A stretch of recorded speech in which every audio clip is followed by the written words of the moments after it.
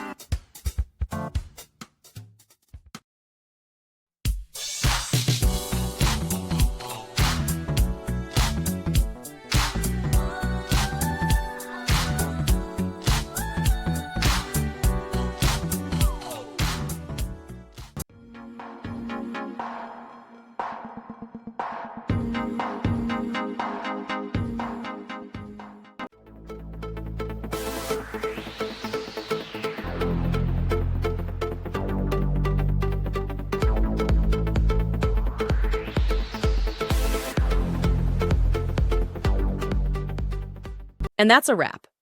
I hope you found the answer you were looking for. If you did, take a second to hit that subscribe button. It really helps out. And let me know in the comments which solution worked best for you. See you next time in the debug zone.